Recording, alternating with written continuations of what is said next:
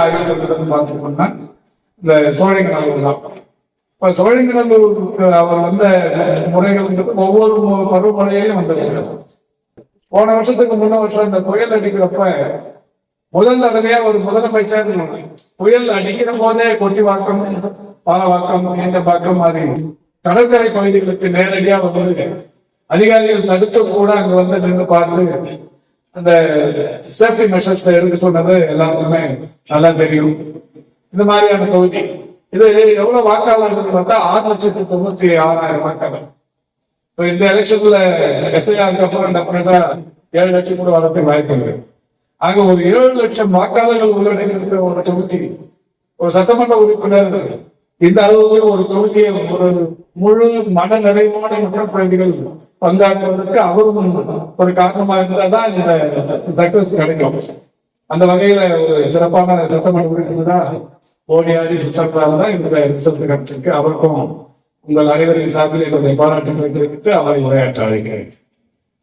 நடவடிக்கை 14-15 மண்டலங்கள் 7 ஊராட்சிகள் அடங்கிய அனைத்து சோழிகளூர் தொகுதிக்கு உட்பட்ட அனைத்து நிலை அலுவலர் பெருமக்களை அழைத்து மக்கள் பிரதிநிதிகளை அழைத்து இன்றைக்கு இந்த ஆய்வு கூட்டத்தை தலைமையேற்று நடத்தி கொண்டிருக்கின்ற மருத்துவம் மற்றும் மக்கள் நல்வாழ்வுத்துறை அமைச்சர் அண்ணன் மா. சுப்பிரமணியம் அவர்களே, இந்த நிகழ்வில் கலந்து கொண்டு சிறப்பு சேர்த்துக் கொண்டிருக்கின்ற ஆர்டிசி அவர்களே, 2 மானிட்டரிங் ஆபீசர் அவர்களே, கல்வி நிலை குழு, மண்டல குழு மற்றும் மாமன்ற உறுப்பினர்கள், அனைத்து துறையினுடைய வருகை தந்து சிறப்பித்துக் கொண்டிருந்த அலுவலர் மக்களுக்கும் முதலில் நன்றி கலந்த வணக்கத்தை தெரிவித்துக் கொண்டு, இன்றைக்கு மக்களுடைய பிரச்சனைகளை எடுத்துரைப்பதில் தமிழ்நாட்டினுடைய முதலமைச்சர் அவர்கள் கவனத்தோடு செயல்பட்டதனால்தான் இன்றைக்கு சோழிங்கநல்லூர் தொகுதி வளர்ந்து வரும் பகுதியாக இருந்தாலும், சென்னையோடு விரிவாக்கப்பட்ட பகுதியாக இருந்தாலும் அனைத்து பணிகளும் நடைபெற்றாலும் கூட ஒரு 2-3 நாட்களுக்கு முன்னால் தமிழ்நாட்டினுடைய முதலமைச்சர் அவர்களை சந்திக்கும் பொழுது நம்முடைய அமைச்சர் மூலயமாக இன்னும் தொகுதியில் என்னெல்லாம் சாலை பணிகள், என்னெல்லாம் பணிகள் நடைபெற வேண்டிய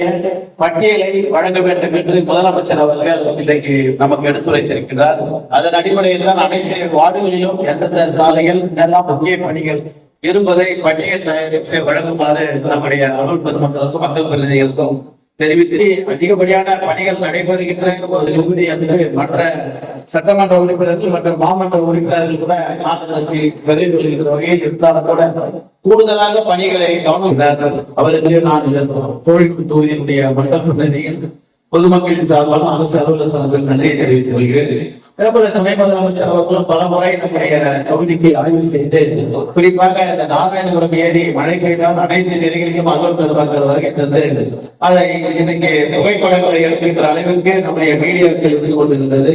அதை அறவே இன்றைக்கு நீக்கி அந்த நாராயணபுரம் ஏரிக்கு ஒரு நீண்ட நாள் கோரிக்கை நிறைவேற்றி தந்ததில் முக்கிய பங்காக நம்முடைய முதலமைச்சர் அவர்களுக்கும் துணை முதலமைச்சர் அவர்களுக்கும் அமைச்சர் அவர்களுக்கும் பாராளுமன்ற உறுப்பினர் நன்றியை தெரிவித்துக் கொண்டேன். மழைநீர் கால்வாய்களாக இருந்தாலும், மாதள சட்ட திட்டங்களாக இருந்தாலும், குடிநீர் வழங்கல் பணிகளாக இருந்தாலும், அது நிர்வாகங்களாக இருந்தாலும், குளம்புரைகளை அகலப்படுத்துகின்ற பணியாக இருந்தாலும், நீர்வளத்துறையின் மூலமாக நடைபெறுகின்ற மழைநீர் கால்வாய்களும், நெடுஞ்சாலைத்துறையின் மூலமாக நடைபெறுகின்ற பால பணிகள் இருந்தாலும், இன்றைக்கு அதிக அளவில் ஒரு துறைக்கு ஒரு துறை இன்றைக்கு போட்டி போட்டு நம்முடைய தொகுதியினுடைய வளர்ச்சிக்காக பாடுபட்டு அனைத்து அமைச்சர் பெருமக்களையும், மேயர் அவர்களையும், துணை மேயர் அவர்களையும், மாநகரத்தினுடைய ஆணையர், அனைத்து துறையினுடைய மேலாண்மை இயக்குநர்களையும் நான் இந்த நேரத்தில் நன்றியை தெரிவித்துக் கொள்கிறேன். அதே சமயத்தில் நமக்கு கிடைத்திருக்கின்ற ஆர்டிசி சார் அவர்கள் பெருமையோடு பார்த்தோம். அவரையும் நிச்சயிக்கின்ற வகையில் நம்முடைய ஆர்டிசார் இரவு பக்கம் மாறாமல் மக்களுடைய கோரிக்கையை இன்றைக்கு கனிவோடு கேட்டு அந்த பணிகள் உத்தரவு கொடுக்கின்றார்.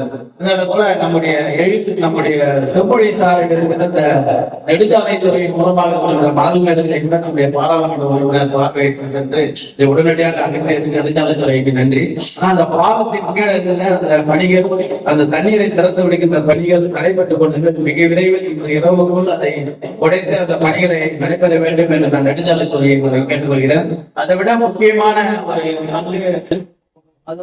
முக்கியமான நெடுஞ்சாலைத்துறை மூலமாக பள்ளிக்கரணை இந்த பெருமாள் கோயில் இருந்து நம்முடைய லதா சூப்பர் மார்க்கெட் வரைக்கும் அந்த சாலை மிகப்பெரிய அளவில் பொதுமக்களுக்கு ஒரு போக்குவரத்து இடையூறை உருவாக்குகிற சாலையாக இருப்பதற்கான போக்குவரத்து பிரச்சனை முடிஞ்சு நீங்க மழைநீர் கால்வாயில போட்டு தொகுதியில் இருக்கிற பிரச்சனையா அந்த ஒரு பிரச்சனையை இன்னைக்கு நெடுஞ்சாலைத்துறை அமைச்சர் விரைவில் அமைச்சர் மூலமாக சொல்லியிருக்கோம். இந்த பனி விரைந்து குறிச்சிட்டாங்க. இந்த தொகுதியில ஓரளவுக்கு பிரச்சனைகள் இல்லாம மழை நேரத்தில் மழை முன்னெச்சரிக்கை நடவடிக்கையாக தேவையான மின்கோட்டார்கள், தேவையான உணவு கூடங்கள், தேவையான அனைத்து வசதிகளையும் சென்னை மாநகராட்சி பிற துறைகளும் செய்து தந்து கொண்டிருக்கிறது.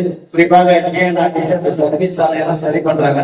அவங்க இன்னும் மிக விரைவில் செஞ்சு அந்த மரங்கள் எல்லாம் சரி பண்ணி ஓயப்பால் இருக்கிற மழை நேரத்தில் தண்ணீர் தேங்காமல் பார்த்து கொண்டாலே நம்முடைய தொகுதியில் அனைத்து பணிகளும் சிறப்போடு செய்து கொண்டு பணி நடைபெறுவதற்கு உறுதுணையாக இருந்து கொண்டிருக்கிறார். அனைத்து துறை பெருமக்களுக்கும், அமைச்சர்களுக்கும், முதலமைச்சருக்கும், துணை முதலமைச்சருக்கும், குறிப்பாக எங்களை எல்லாம் எடுத்து செல்கின்ற அமைச்சர் எதை சொன்னாலும் உயர் அதிகாரிகள் உடனடியாக இதை தொடர்ந்து கொண்டு அந்த பணிகள் நடைபெறுவதற்கும், குறிப்பாக வருவாய்த்துறையின் மூலமாக வருகின்ற இந்த விளையாட்டுத்துறை நீதிமன்றத்தை உடனடியாக பணி செய்கிறார்.